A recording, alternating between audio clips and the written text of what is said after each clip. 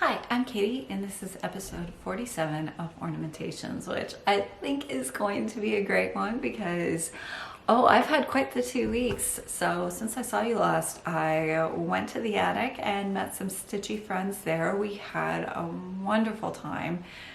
Not to mention did lots of shopping, so I've got some haul to share with you today. I also did some stitching, not just socializing, so I have 2 new starts. I have an embellished FFO, and then I have some work progress to share.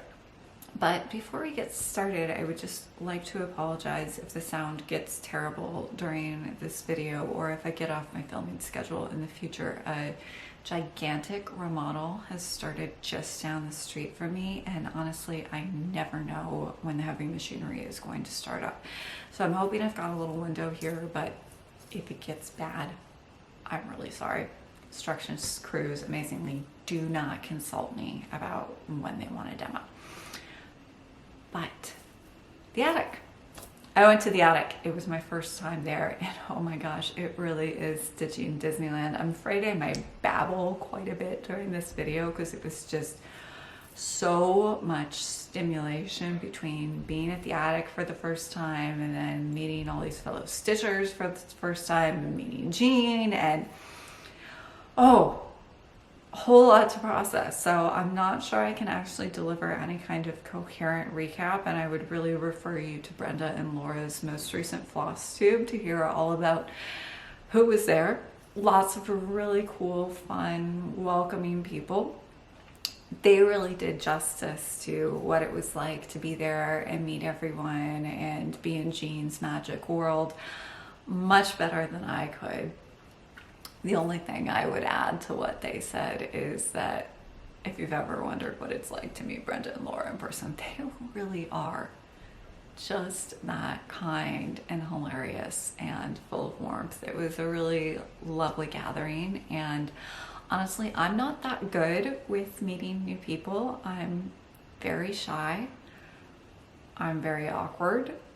I'm extremely introverted, so my response to lots of new people at once usually tends to be me looking like a frightened rabbit.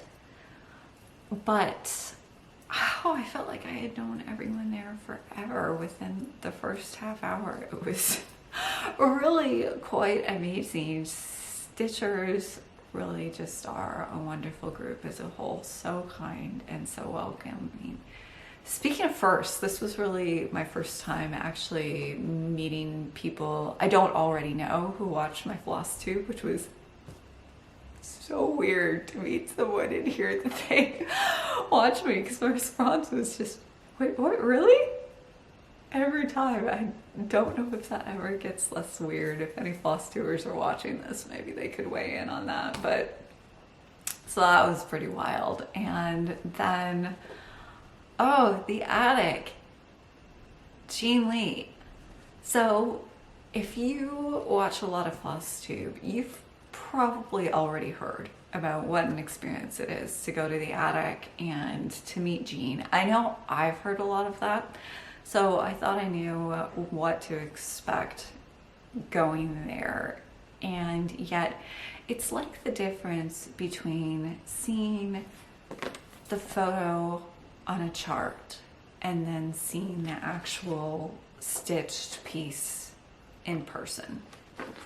This doesn't really do justice to the actual experience. So if you ever have a chance to go to the attic and meet Jean and just get surrounded in the magic kingdom of Jean, of magic and wonder, definitely do it, because she's amazing and inspiring and so welcoming. And it was just absolutely wonderful to be there. And the attic is such an intense experience. You walk in and you don't know where to look. Not only are there charts and linens and threads and wonderful stitchy goodness everywhere, there are models all over the place. And I should know this from my own experience of showing my pieces on Flosstube and trying to photograph them and trying to give you the full effect and failing miserably and being frustrated by that. But it's so true. All of these pieces you're seeing on the wall, it was like I was seeing them for the first time, even though I was already familiar with the charts. So, oh, I did come home with charts. I came home with 56 count linen. I was definitely just showered from head to toe in Jean's magic pixie dust. She is a magical personality. That's the only thing I can say. I mean, everyone there was wonderful. The staff at the attic are amazing. Okay, I'm babbling. But really, it's an amazing experience. I can't wait to go back. I'm sure I missed a million things because we were there multiple days. That was pretty much all we did. We just stitched and went to the attic and shopped. But every day I felt like I was seeing things I had missed. And I'm sure the next time I'm there, I will see other things that I missed because there's so much to look at and experience. And it's just overwhelming in the best possible way. So if I'm babbling, that's why, because it was just like intense overstimulation, much like a very small child at Disneyland who's had way too much sugar. The Magic Kingdom, best way to describe it. However, I'll stop the babbling. I'm sure you'd like to see some actual stitching or haul or I don't know, anything that's actually supposed to be the subject of this Flosstube. I'm looking at the timer and yeah, I've just been rambling for quite a while. But let's talk about high count stitching because I've done high count stitching before, so Jean didn't really have that much work to do on me.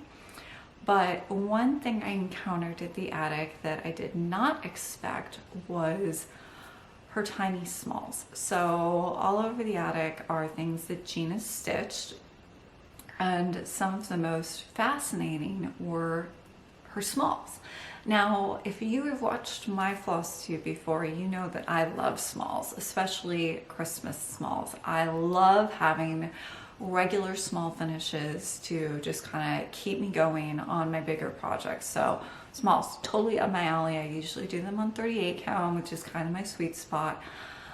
It never would have occurred to me to do a small on 56 or 5363, but Jean has all of these smalls that she's done on very high count linen, and they're just tiny and fascinating. I was absolutely enraptured, and that was my first start. So close to the cash register, they have these vitrines full of seasonal smalls, all on 56 count or above. And I mean, I didn't know what to pick. I had to ask Laura to help me. And what I settled on was from Sweet Land of Liberty by Blackbird Designs. And this one right here, which is In Full Glory, which was stitched by Jean on 56 count. And so that was my first start. I got all the supplies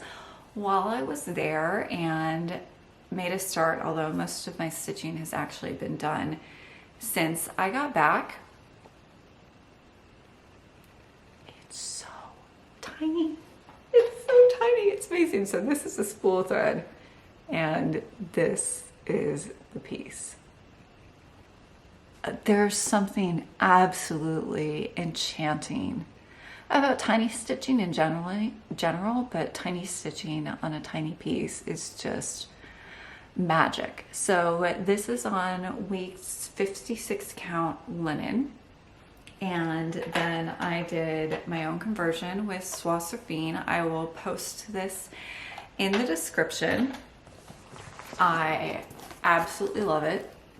So mine has a darker, more blue toned reds. Jean had picked a red that was closer to the model, but this kind of red has really been speaking to me lately. So that was what I went for, and I think it is turning out beautifully. And so, as I mentioned, I had already stitched on high count linen, so I knew I could do it. But to those of you who haven't personally experienced Jean's magic or are hesitant, I would say the same things that she does about it, which is that it's totally doable. You need a few things. You need really good light so that you can see the holes quite clearly.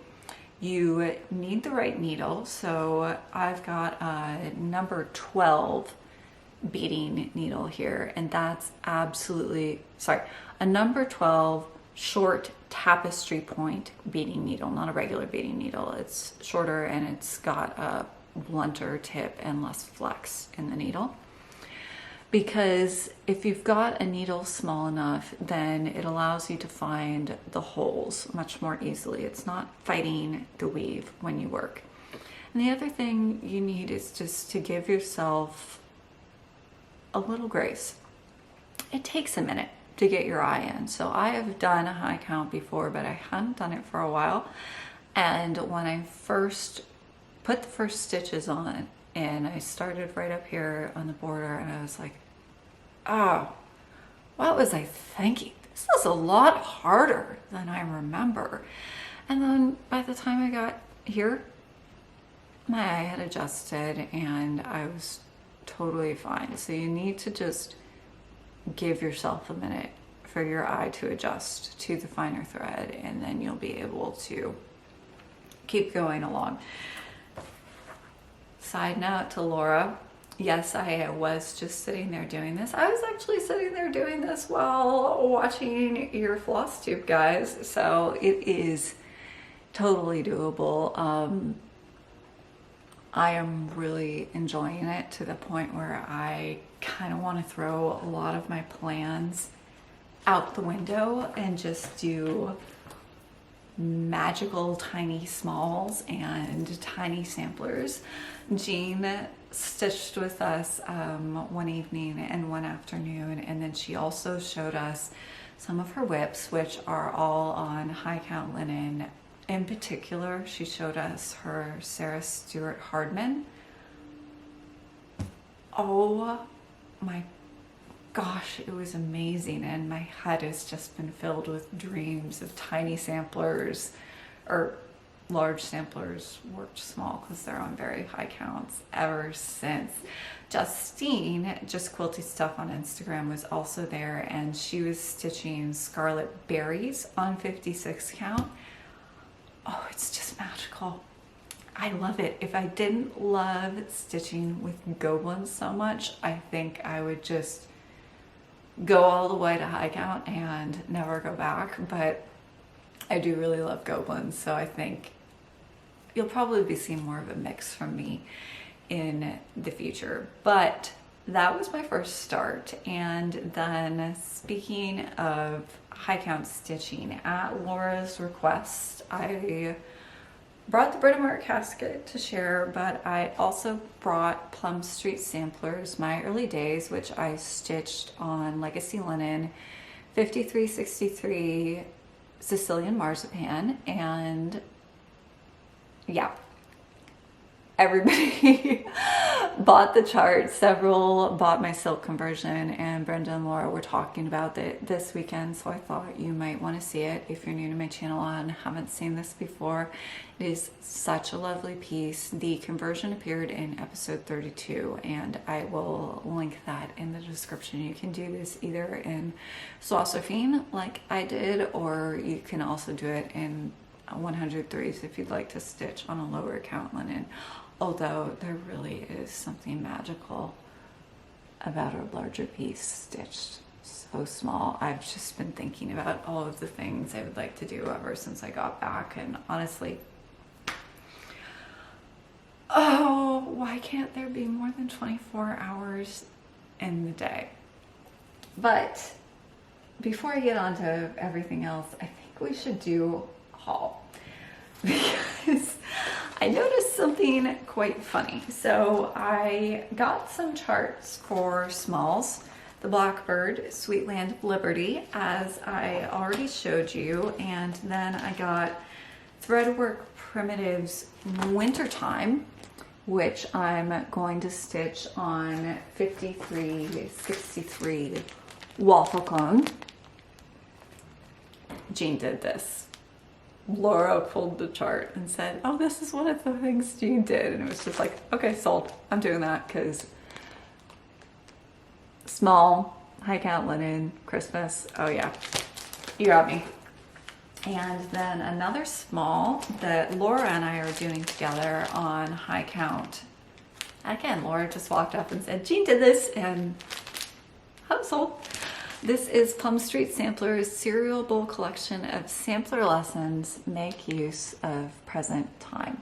So Laura is stitching this on week's linen, which is what I'm doing the Blackbird on. And then I'm stitching this on, or I will be, I haven't started yet, stitching this on 5363 Legacy Linen Waffle Cone. This is the sister color to Filbert, which I showed you last episode. So 38 count is Filbert, 45 count is Nightingale, and 5363 is Waffle Cone. And then these are some of the silks. Got Surfine.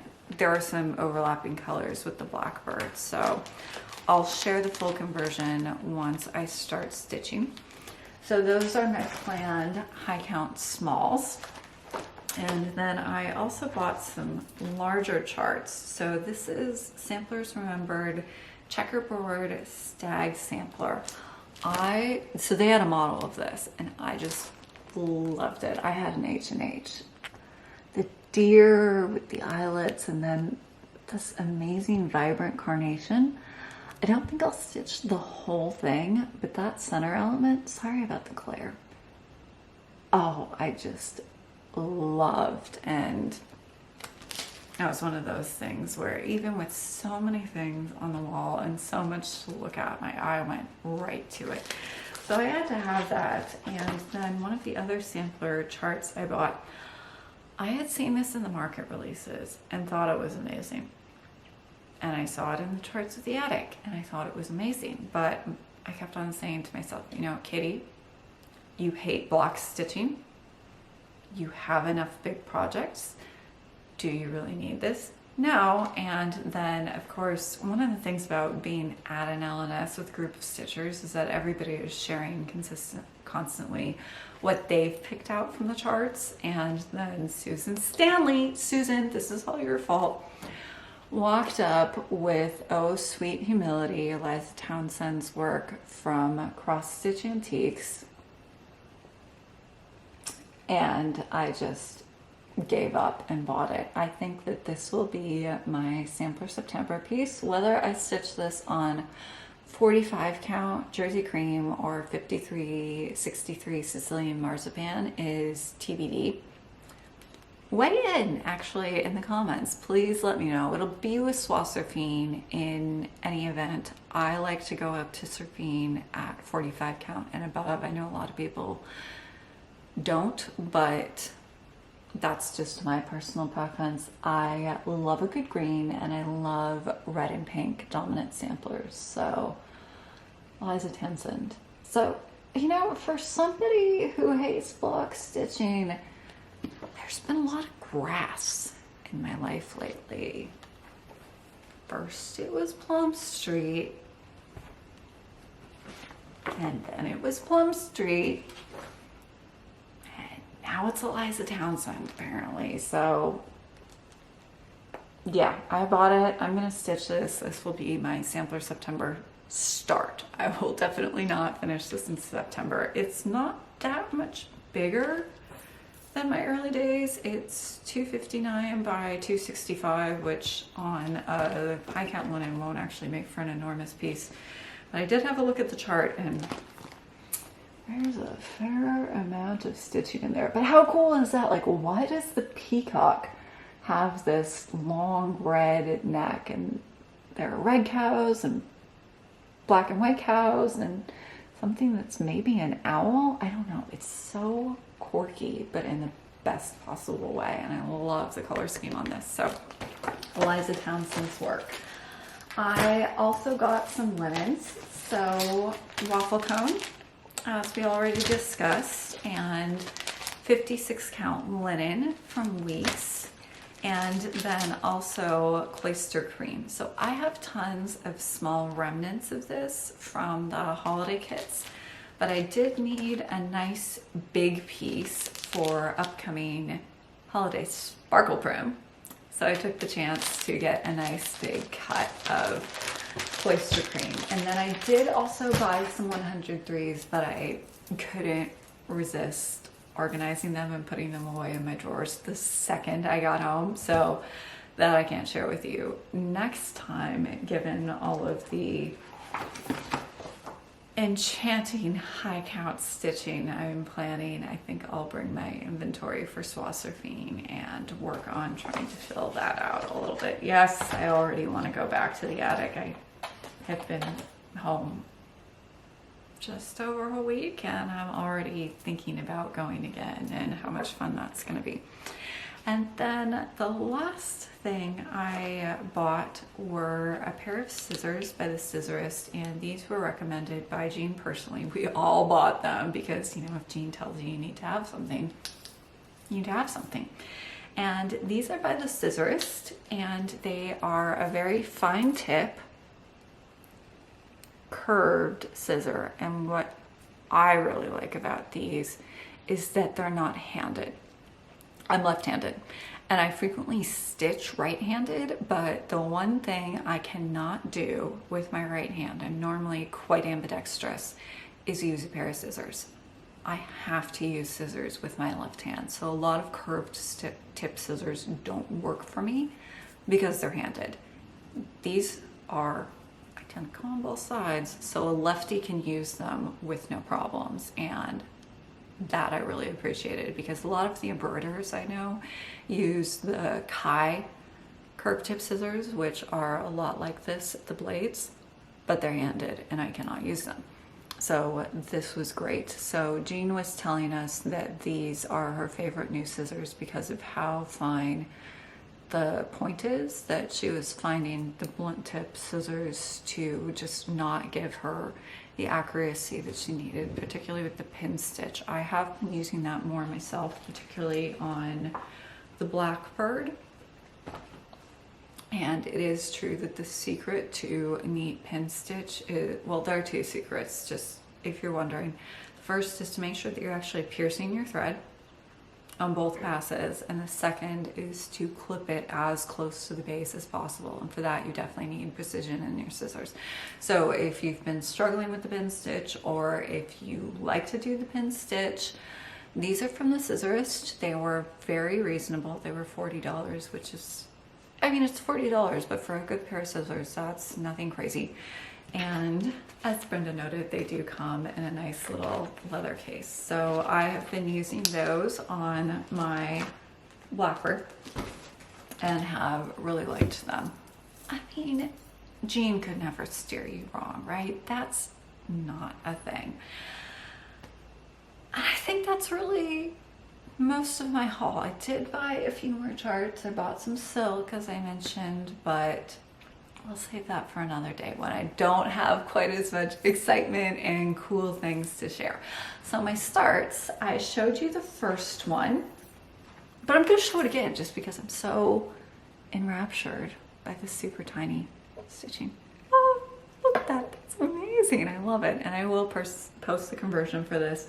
This is a great one to try if you're, this could also be done in 103s. I'll post the 103 conversion as well as the Surfine one if you'd like to try out high count stitching, or if you'd like to try out silk, because it's not a ton of colors and they're very versatile. About half of these are actually going to be used on the Plum Street. That will be my next small start on high count linen. Gosh, sorry, allergies, had to blow my nose. I mean, no one needs to hear that. We are having unseasonably cold and rainy weather here in Northern California. We do not get rain this time of year. It's incredibly odd. But the spring allergies are still with me, even if the spring weather is not. Sorry, you didn't need to hear all of that. So my first start we saw And then my next start, I also started at the attic, and this is Cedar Waxwing. Sorry, I'm just gonna take that out. This is not showing up at all. Claire's terrible. Cedar Waxwing by Not Forgotten Farm. Sorry about that. I love this little chart. I think it is so charming. And I brought a cut of Filbert with me to the attic and the chart so I could start it. Since this one has a lot of block stitching at the base, I thought it would be a good talking stitch piece. And then this is what I got done.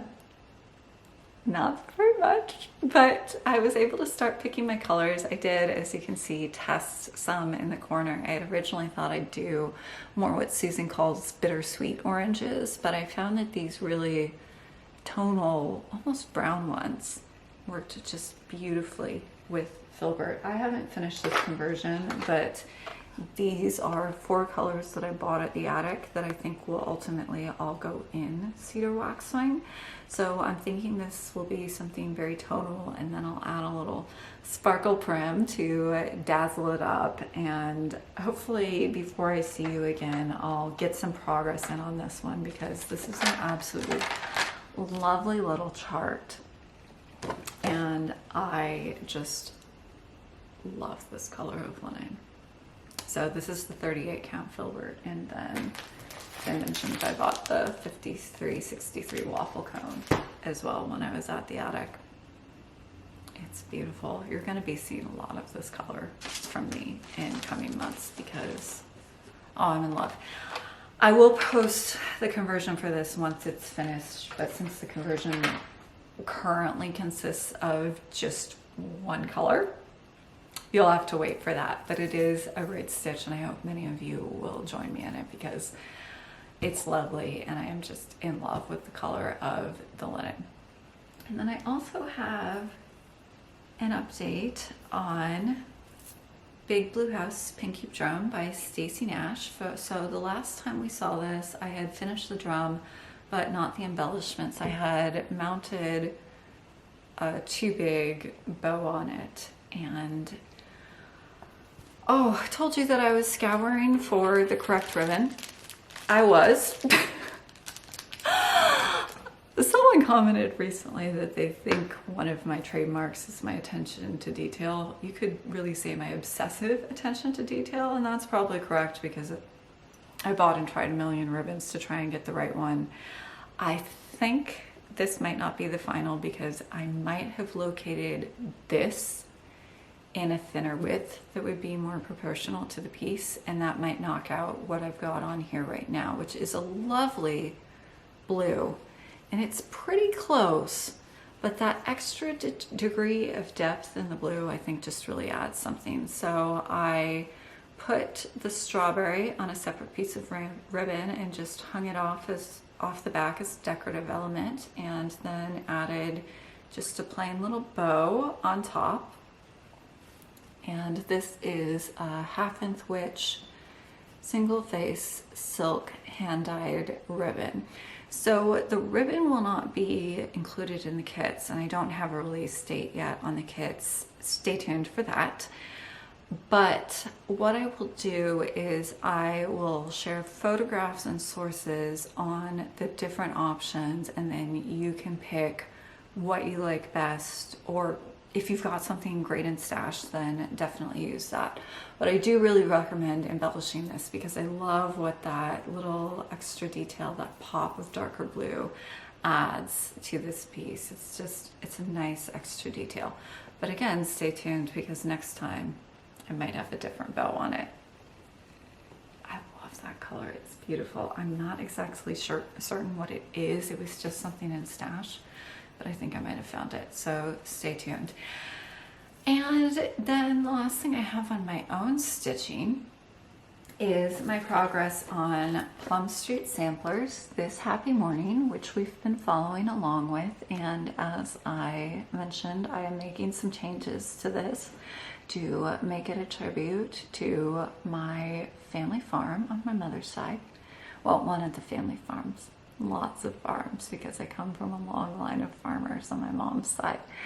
But this is a specific farm that was owned by your great-grandfather, where she spent a lot of time as a child. And as I get to the changes in my stitching, we'll discuss them in detail. But I have made quite a bit of progress on this since I last saw you, and this is where I am. I finished the grass, guys! I am so proud. And I think it looks great. I love that rich green. I think this sampler is going to be absolutely stunning. There's going to be a lot of really vibrant color here, and I think it will be beautiful. So I did start getting some structure in on the barn. I was able to pick my second red, as well as finishing the grass. And then what I hope to do for next time is to start adding in some of the berries in the border. That's actually going to be quite a lot of stitching because of all of the color changes, but I'd like to get some of those pops of reds and start at least getting some of those pops of reds in along the border, and then continue building out the barn, and then I'll work outwards from there, adding in more colors. So let's talk briefly about the reds here, because that was interesting. Some color conversions come very naturally. So on my little Blackbird, these are just the ones I pulled out of the drawer, and I was very satisfied with my choices. I like them. I think they work well together. There were no weird surprises here. That's not always the case. Some conversions don't come quite so easily, and this has definitely been a case of that. Red is an interesting problem in cross stitch. You always need more separation in the shades than you think you will. And I've encountered this problem before, so you think I would know that, but I still needed more than I thought I would. I had actually originally hoped to have my shades of red be a little closer so that the pattern on the barn is a little less stark, because I'm trying to recreate an actual barn here, which did not have a pattern on it. It was just a red barn in Illinois. But I could not do that. That was the impossible task. Anytime I tried to bring the shades closer, the pattern just disappeared entirely. I tried, I think, 6 different reds. And what I found was really interesting. So this color here, 2916, was my first choice because it's very red, and that was what I wanted. However, even though it's not that close to my actual darker red here, it was disappearing. You could not see the pattern with these two shades worked together. They were just blending right into each other, which is fascinating from a color's perspective, because there really is quite a lot of separation between those shades. Now, when I went to 4623, that's this guy, the pattern did appear, even though there's not a lot of difference between those shades. The critical difference is that these are very red, and this one's got more pink in it. It's the shade difference, the tonal difference, that really makes these stand out. However, I hated it. I didn't want a pink barn. I wanted a red barn. So my first 3 choices in Go Ones promptly got scrapped because either the pattern didn't show or the pattern looked pink. You know, sometimes you gotta massage your conversions. That's just a thing, it happens. So what I finally settled on was a 103 color, which has, again, it's very red and it's very vibrant. And I was a little unsure about it at first. I thought it might be a little too much. But I think that's gonna be absolutely stunning. I am leaning into the vibrant colors here, and I think the result is just going to pop right off the ground. And this is stitched on 38 count Fuller's Teasel by Legacy Linen. And as I've mentioned before, sorry for those of you who have heard this from me, I think this will probably be a Flosstube kit. So for now, I'm not sharing the conversion. I will share it if I don't end up kitting it. But I think this is going to be a wonderful piece, and I hope some of you would like to stitch it with me, because I'm just in love with it. I'm really enjoying it, even though, as I've mentioned many times before, block stitching isn't usually something I'm particularly fond of, but here the colors are just so beautiful that I think it's going to be great. So that's Plum Street this happy morning. And for next time, I hope to have more progress for you to share and talk about. And then I will also be trying to finish my little Blackboard small. I might have some progress on Cedar Waxwing. I might have a start on Sampler Lesson 1. Jean Lee obviously isn't the only person who influenced me on the trip, because I'm getting dangerously close to serial starting here. But, you know, it's fun. I can finally understand the attraction of serial starting, because normally I'm a very monogamous stitcher. I like having one thing and making progress on it. But that's my stitching for this episode, and then the last things I have to share with you. So the last lesson of the Elizabethan Valentine class was posted on May 4th, and the first finish of the project came in the last lesson was posted on May 1st, and the first finish of the complete project came in on May 4th, which was a land speed record from Patty, and I am going to share some pictures of her piece here. She did an absolutely beautiful job. I won't share every finish from students on my Flosstube, but this was special because it was the first, and also, as you can see, she made a little change to the color. Her pansy is blue to match the interior of her casket, which I thought was a really lovely change to make it suit her and her stitching more. So if you're a student or a future student of the Elizabethan Valentine, definitely do this if it appeals to you. Patty has kindly shared the blues she used. They're from the Cabinet of Curiosities blue family. And if you'd like to adjust your Elizabethan Valentine to suit your own taste, please do. I absolutely love to see that. So first finish, congratulations, Patty. And it was wonderful as a teacher to see that. It's just so satisfying to know that your students are stitching, that they're liking it, and that they're getting what they need from the lessons. And then the last thing I have is I have one MIA giveaway winner from the 5,000 subscriber giveaway. These are 3 wonderful threads that have been featured on my Flosstube before. 4 of the winners have claimed their prizes and they've gone out to them. However, Sandra Ware, I have not heard from you. You have until the morning of May 22nd to claim your prize. Otherwise, I will redraw and announce a new winner in the next Flosstube. So thank you again to everybody who watches, subscribes, comments. I'm so grateful for all of you. And I think that probably brings me to the end of this episode. I hope it wasn't too just disjointed.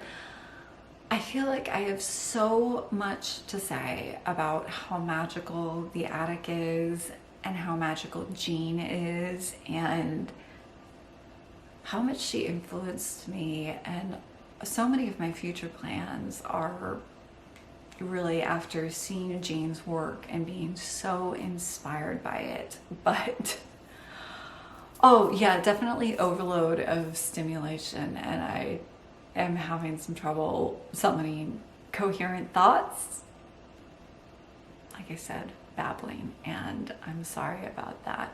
But for next time, because I'll stop babbling, more starts. Because as I said, Jean was not the only person to have an effect on me on the trip. But I'll see you next time in 2 weeks. Construction permitting. I don't think I heard any heavy machinery, so fingers crossed that the sound on this episode was okay. But I hope I'll see you Tuesday in 2 weeks, and until then, happy stitching.